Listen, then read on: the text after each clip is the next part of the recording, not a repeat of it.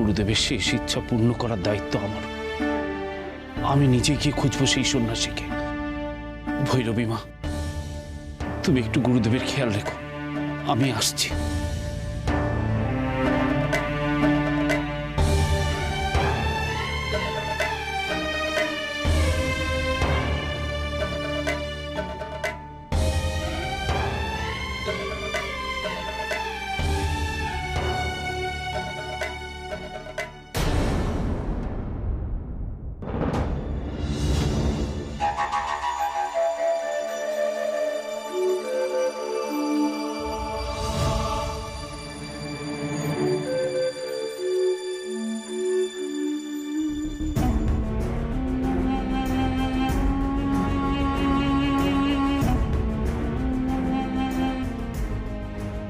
ওনার সঙ্গে গুরুদেবের বর্ণনার অনেক মিল।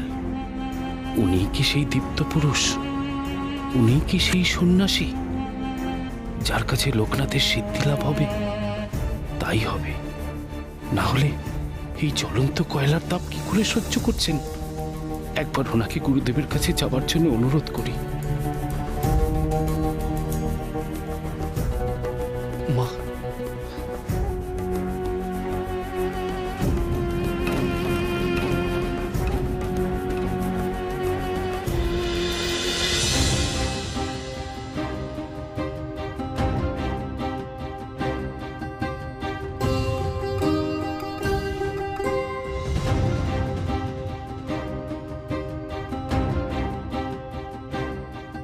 কোথায় গেলেন উনি? কোথায় গেলেন? তবে কি আমি ওনাকে চিনতে পারিনি বলে ছল করে দেখা না দিয়ে চলে গেলেন? আমি ওনাকে অবিশ্বাস করেছি বলে মা গঙ্গাও আমার থেকে সরে গেল? না না না, সব আমার ভুল। চোখের সামনে দেখেও আমি সিদ্ধিদাতা গুরুকে চিনতে পারলাম না। এ আমি কি করলাম? হে মহেশ্বর, কেন আবার আমার সঙ্গে খেলা খেললে তুমি? আমি ওনাকে পেয়েও হারিয়ে ফেললাম। না, গুরুদেব আমার জন্য অপেক্ষা করে আছেন। উনি যেখানেই যান আমি ওনাকে খুঁজে বার করবই।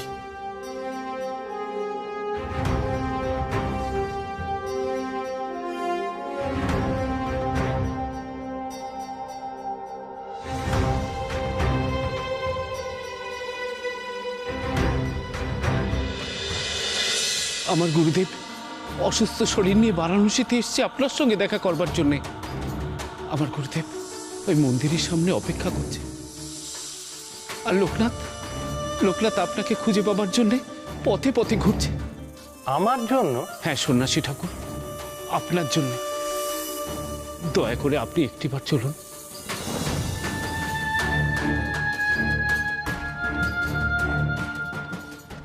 আমি তোমার গুরুদেবের কাছে নিশ্চয়ই যাব, কিন্তু আমার মন বলছে আমাকে চিনতে তোমার কোনো ভুল হচ্ছে। আচ্ছা, তুমি যাকে খুঁজতে বেরিয়েছো তার নাম কি জানো? না ঠাকুর, জানি না। আমার গুরুদেবও জানেন না। যাকে খুঁজছো তুমি, যার জন্য তোমার গুরুদেব অপেক্ষা করছেন, তার নাম জানো না? গুরুদেব তার দর্শন স্বপ্নে পেয়েছিলেন। তিনি একজন দিব্যজ্যোতি সিদ্ধ পুরুষ। আমি শুধু এইটুকুই জানি, লোকনাথের সিদ্ধি লাভ তার হাত ধরেই হবে, আর গুরুদেব মুক্তি পাবে। তা আমি সিদ্ধ পুরুষ তোমাকে কে বলেছে? আপনার মতো সহ্য শক্তি সিদ্ধি লাভ ছাড়া হয় নাকি? আপনি জ্বলন্ত কয়লার উপরে দাঁড়িয়েছিলেন। চলুন, আমার গুরুদেবের কাছে চলুন। গুরুদেবের হাতে যাওয়ার সময় নেই। দেখো এই জ্বলন্ত কয়লার উপর কি করে দাঁড়াচ্ছে।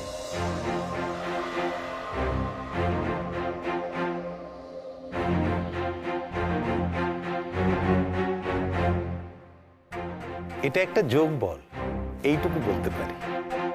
চলো, তোমার গুরু যখন মরণাপন্ন, আমি নিজে তার কাছে যাব।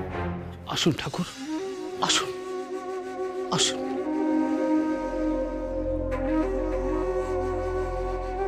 কোথায় গেলেন উনি? আমি তো ওনার নামটুকুও জানলাম না। কোথায় খুঁজবো তাকে? আমার সামনে এলেন আমার গুরু, আর আমি চিনতেও পারলাম না। আপনি কোথায় গুরুদেব? কোথায়? সারাদিন আপনার শিষ্যকে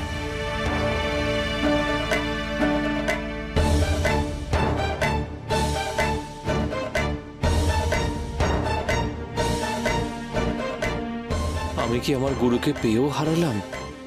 বারাণসীর মাটিতে এসে ওনাকে খুঁজে না পেলে আমার যে সিদ্ধি লাভ হবে না। কোথায় খুঁজবো তাকে? কোথায়?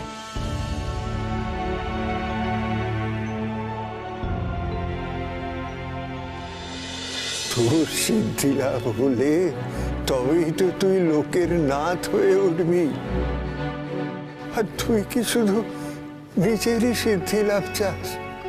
তুই চাস না তোর গুরুদেবেরও সিদ্ধি লাভ হোক? যদি না চাস তাহলে আমার এখানে আসাই বৃথা। আমায় আমার মনোকষ্ট নিয়েই মরতে হবে। ওনাকে খুঁজে না পেলে আমার সিদ্ধি লাভ কেন? গুরুদেবের মুক্তিও যে আটকে যাবে। আমি তা কিছুতেই হতে দেব না। গুরুদেবের এই শেষ ইচ্ছে যে করেই হোক আমার পূর্ণ করতে হবে। আমি যেভাবেই পারি ওই দীপ্ত সন্ন্যাসীকে খুঁজে নিয়ে যাবই গুরুদেবের কাছে। কিন্তু কোন দিকে তাকে খুঁজবো? ক্ষমা করবেন সন্ন্যাসী ঠাকুর, আপনি নিশ্চয়ই একজন দিব্য পুরুষ, কিন্তু আমি যাকে খুঁজছি সে আপনি নন। আমার এই শিষ্য আমার মুখের বর্ণনা শুনে ভুলভাবে আপনাকে নিয়ে এসেছে।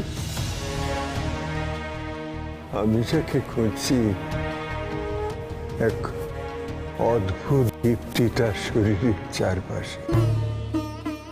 দেখলে অদ্ভুত রকমের ভক্তি জাগে, শ্রদ্ধা জাগে, আমার ভয়ও হয়। গলায় তার রুদ্রাক্ষের মালা, মস্তক মণ্ডিত। তিনি এই বারাণসী ধামেই আছেন।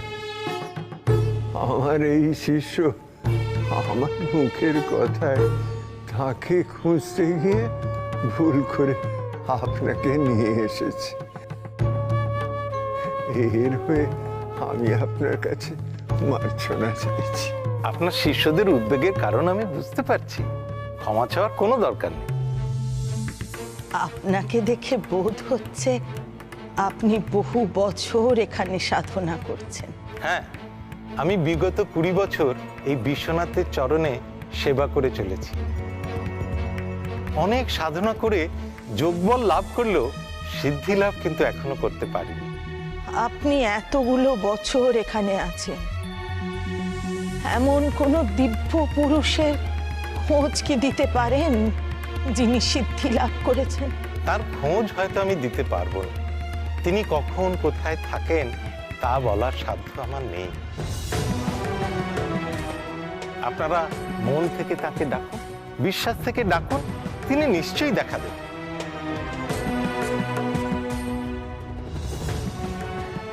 আমি আসি।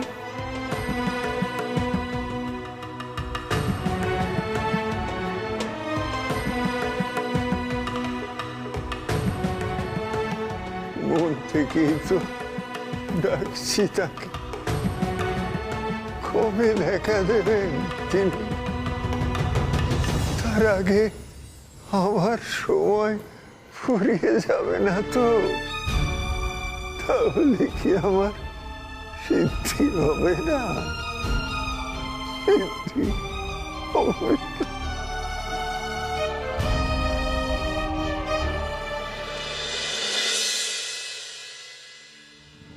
ওই সন্ন্যাসীরা কি ওই দীর্ঘদেহী সন্ন্যাসীকে চেনেন? বা ওনাকে কি যেতে দেখেছেন?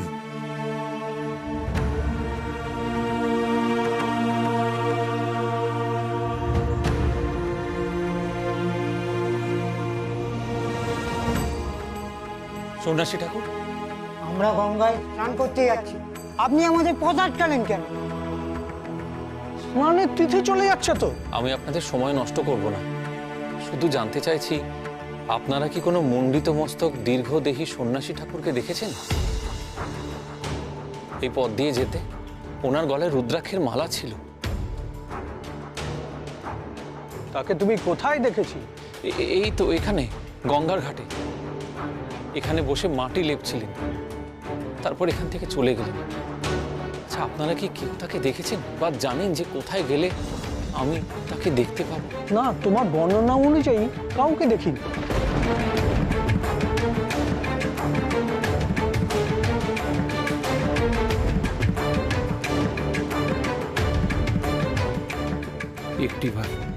একটিবার যেন তার দেখা পাই। কেউ কি আমায় তার ঠিকানা বলে দেবে না?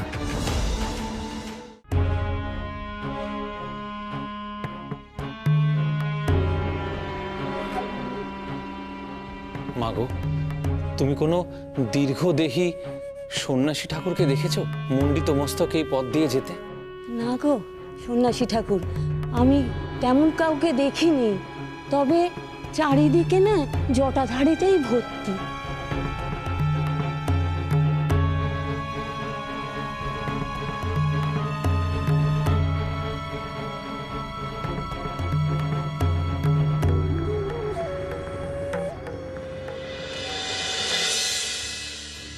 গুরুদেব, আমি একটু আসছি। কোথায় যাচ্ছিস? ওই লোকনাথকে খুঁজতে? না গুরুদেব, তুমি যার অপেক্ষা করছো তাকে খুঁজতে। যদি তার দেখা পেয়ে যাই। বেনি, বেনি, এত অস্থির হোস না বাবা। তোকে ভুললাম না, উনি নিজের ইচ্ছেই দেখা না দিলে ওনার দেখা পাওয়া যায় না। আমাদের ইচ্ছে হলেই তো উনি দেখা দেবেন না। লোকনাথটা আমার কথায় শুনলই না। কে জানে কোথায় কোথায় কোথায় কোথায় খুঁজে মরছে। ঈশ্বর, তার আশা পর্যন্ত আমার শ্বাস যেন চলে। তোমার দেয়া দায়িত্ব ছেড়ে না গেলে আমার আত্মার যে মুক্তি হবে না প্রভু। কেন গুরুদেব, কেন কেন তুমি বারবার চলে যাবার কথা বলছো গুরুদেব? উপর থেকে ডাক এলে সাড়া যে দিতেই হয়। বাবা ঠাকুর, শুনছেন? এই বারাণসী ধামে নতুন এসেছো মনে হচ্ছে। আগে হ্যাঁ, আজকেই এসেছি। বিশ্বনাথ দর্শনে বুঝি? বাবা বিশ্বনাথের দর্শনে তো নিশ্চয়ই এসেছি, তার সঙ্গে আমার সিদ্ধি লাভের গুরুকেও খুঁজতে এসেছি। উনি একটু আগে এখান দিয়ে গেছেন, এই পথ দিয়ে। আপনারা কেউ কি দেখেছেন? কেমন দেখতে সে? আমাদের মতো? না না, ওনার মাথায় জটা নেই, মুন্ডিত মস্তক, দীর্ঘদেহী। আপনারা দেখেছেন? না, দেখিনি। তাহলে সেই দিব্যজ্যোতি সিদ্ধ পুরুষ গেলেন কোথায়? তুই যাকে খুঁজছিস তাকে এখানে পাবি না। বাবা, আপনি জানেন আমি কাকে খুঁজছি? জানি বই কি, এখানে তিনি এখন নেই। সে কি, একটু আগেই তো তিনি গঙ্গার ঘাটে ছিলেন, এখন আবার কোথায় যাবেন? তিনি এখানে, পরক্ষণে দেখবি বিশ্বনাথের কাছে, আবার ওখানে যাবি দেখবি অন্য কোথায় চলে গেছে। তাহলে কোথায় পাবো তাকে? ওনার সবচেয়ে প্রিয় স্থান শ্মশান। শ্মশান? হ্যাঁ, ওই মণিকর্ণিকার যে শ্মশান ঘাট, একটু আগে আমি ওদিকে যেতে দেখেছি। দেখ ওদিকে খুঁজে পাস কিনা। আপনি আমার বড় উপকার করলেন বাবা।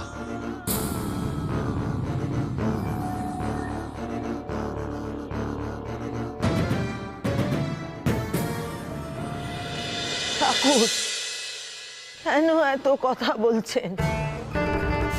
বেনি, বেনি একটু শান্ত হ না বাবা। কি করে আমি শান্ত হব ভৈরবী মা? গুরুদেবের শরীর ক্রমশ অসুস্থ হচ্ছে, আমার অস্থির লাগছে। গুরুদেবের শেষ ইচ্ছা পূর্ণ করার দায়িত্ব কি আমারও নয়? কি করে শান্ত হই বলো তো এখানে মা? এতদিন ধরে যে যোগ সাধনার শিক্ষা তোকে দিয়েছি, তার জোরেই নিজেকে শান্ত রাখতে হবে।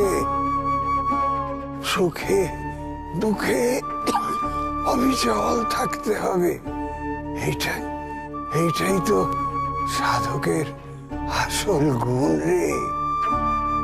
তুমি আমার গুরু, তোমার কষ্ট যে আমি আর সহ্য করতে পারছি না গুরুদেব। তোমার এই অবস্থায় আমি কি করে স্থির হয়ে থাকি বলো দেখিনি? আমার আমার শরীরের কষ্টের থেকেও বেশি কষ্ট হবে যদি যদি আমার শিষ্য তার তার গুরুদেবের শিক্ষাই ভুলে যায়। আমি তোমার কথার অবাধ্য হইনি কোনোদিন গুরুদেব।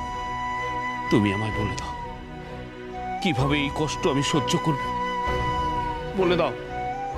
এই দুঃখ আমি কি করে ভুলে থাকবো বলে দাও গুরুদেব, বলে দাও। বেনি, মন যে শান্ত হয় ধ্যানে রে, তোদের সেই কোন ছোটবেলা থেকে গুরুদেব তো তোদের সেই শিক্ষাই দিয়েছেন। ভোলা মহেশ্বরের ধ্যান করবেন, একাগ্র চিত্তে ওনাকে স্মরণ কর, তাহলেই দেখবি সব অস্থিরতা কেটে যাবে, মন শান্ত হবে বেনি।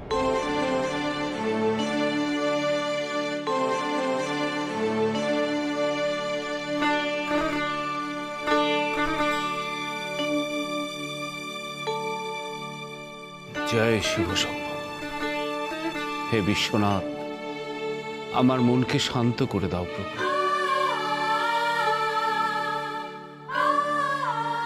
ওম নমঃ শিবায়।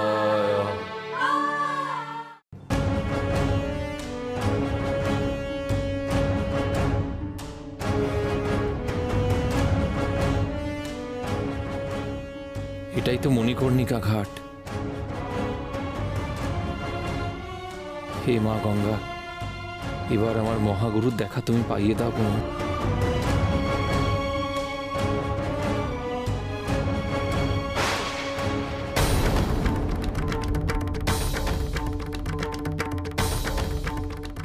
ওই তো উনি।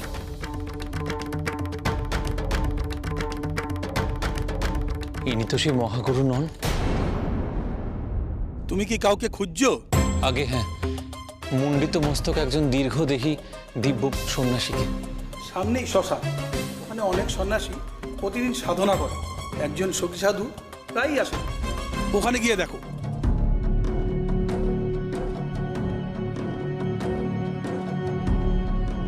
বল হরি, বল হরি, বল হরি, বল হরি, বল হরি, বল হরি, বল হরি, বল হরি, বল হরি।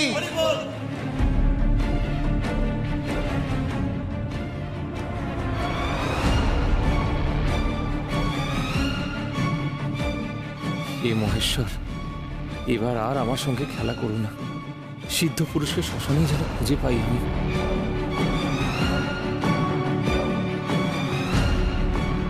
বল হরি, বল হরি, বল হরি।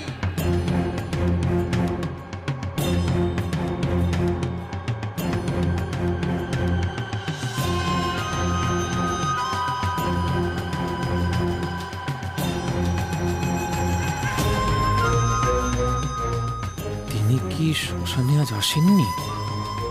আমি যে গুরুদেবকে কথা দিয়ে এলাম, ওনাকে না নিয়ে খালি হাতে ফিরি কি করে?